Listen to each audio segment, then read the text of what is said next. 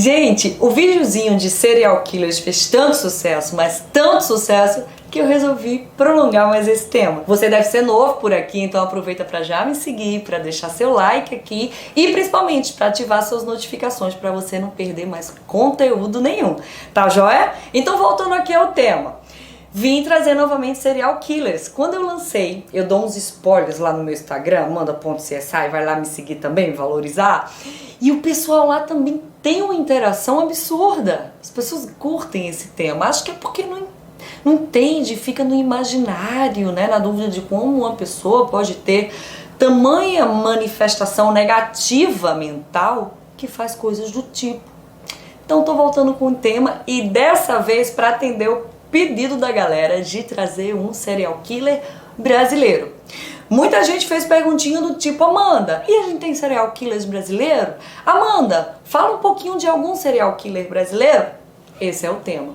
E eu escolhi um que tem uma história que chamou muito a atenção da mídia há 20 anos atrás. Sim, eu já era uma garotinha, eu acompanhei tudo na mídia, pode ser que você seja dos anos 99 para cima e não saiba de quem eu tô falando. Hoje eu vim te apresentar o Francisco de Assis Pereira, vulgo Maníaco do Parque. Te falei que aconteceu em 1998, então eu vou te dar toda a linha cronológica. Em janeiro deste ano, a polícia do estado de São Paulo começou a achar corpos num parque estadual da capital. E esses corpos apresentavam similaridades quanto à morte, quanto à disposição, quanto à ausência de vestes. E esses corpos continuaram sendo encontrados naquela grande localidade durante os meses seguintes, de janeiro até agosto. E nesse tempo, a polícia ficou intrigada por conta dessas coincidências que eu te falei e de algumas outras a mais que a gente vai discutir aqui. E a polícia percebeu que estava diante de um assassino serial. Eu já te trouxe essa denominação, que ela foi dada pelo FBI e que ela é um pouco discordada, porém é a que é aceita hoje.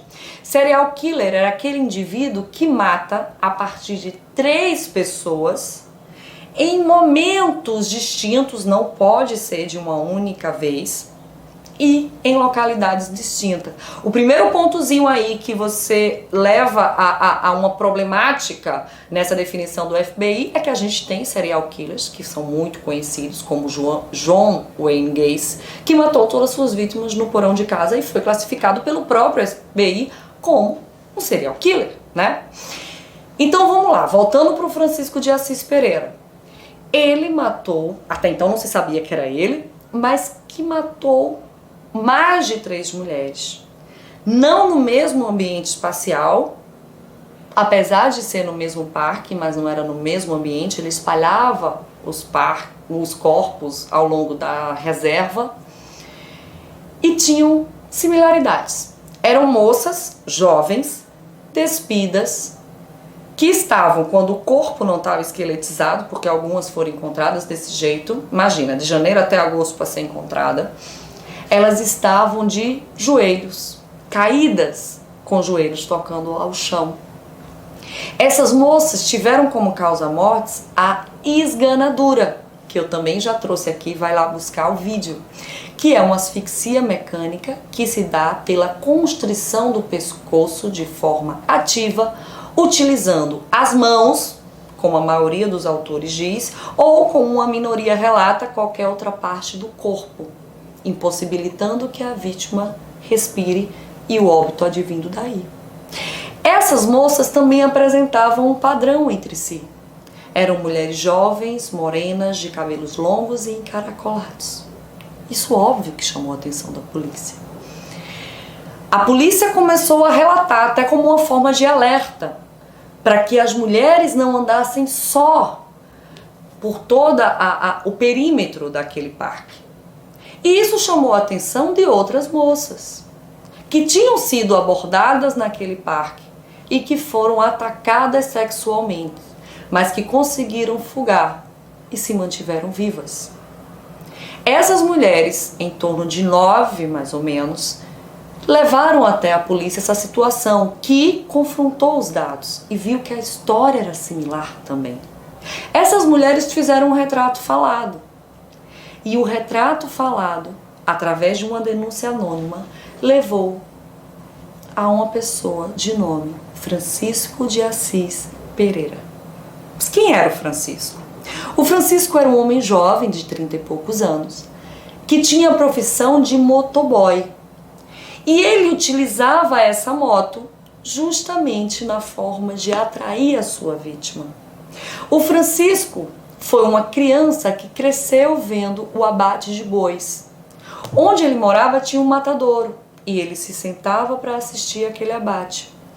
Os bois, quando caem, após a ação, eles curvam os joelhos e vêm a óbito. Lembra como eu falei que as vítimas se encontravam de joelho, corpo caído? Mesma situação dos bois que o Francisco olhava. Então a gente já vê uma reprodução de cena violenta trazida de infância. O Francisco de Assis Pereira também, quando adolescente, tinha um problema peniano, que o fazia não conseguir ter ereção. E também tinha sofrido abuso sexual em idade mais tenra. Isso tudo, pelo que os psiquiatras que estudaram Francisco após a sua prisão disseram, levaram a estourar, a se ter o rompimento daquilo que era unicamente imaginário para a ação. Porque a gente tem mentes violentas que, apesar de pensarem sobre crimes, de que forma cometer com a mais terrível violência possível, não põem em prática. A diferença está na ação. Esse é o limiar, que vai apenas tirar uma pessoa do quadro de psicopatia e colocá-la na ação de serial killer. Foi o que Francisco de Assis Pereira fez. A vitimologia. Eu te falei que um serial killer, ele atende, além dessa classificação do FBI, a um padrão de vitimologia, de modus operandi, e pode estar presente também um padrão de assinatura. A vitimologia, como era o padrão das vítimas?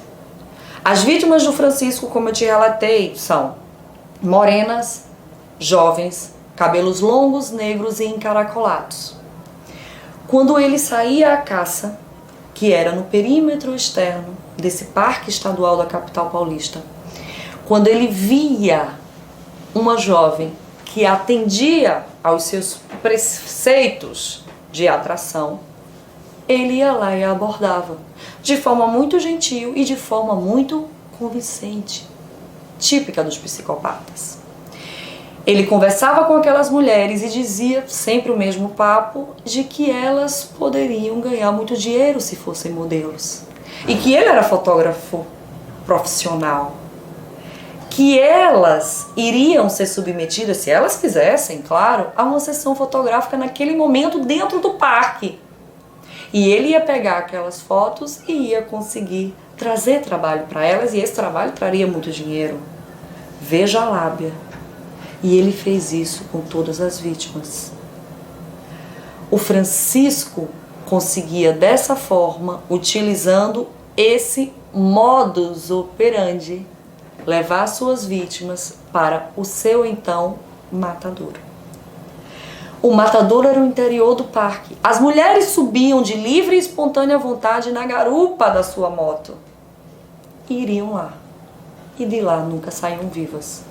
Com exceção, claro, dessas que sobreviveram e que ajudaram a fazer o retrato falado, mas que foram por ele estupradas e roubadas. Parece que o Francisco, isso é comum no serial killer, nas psicopatias, vai avançando a sua maneira de agir, estuprando, depois matando com mais violência, fazendo mais de uma vítima por dia. E isso é estudado na perícia psicológica. Essa forma de agir é o que a gente faz através dos profilers, que depois a gente pode trazer um vídeo específico. O Francisco pegava suas vítimas, levava para o interior do parque, as esganava, Algumas vezes fazia sexo com elas após a morte e as deixava ali sem roupa, perdão. O Francisco, ao ser preso, ele disse que a intenção dele nunca era estuprar, mas matar. Ele já pegava aquelas moças, já fisgava a sua presa, porque era um caçador, na intenção de tirar a vida delas. E isso ele fazia. O Francisco, quando começou a ser perseguido através dos seus retratos falados, ele fugou de São Paulo e foi para lá no Rio Grande do Sul, onde foi preso através de uma denúncia anônima. E aí ele passou a ser incriminado pelos crimes.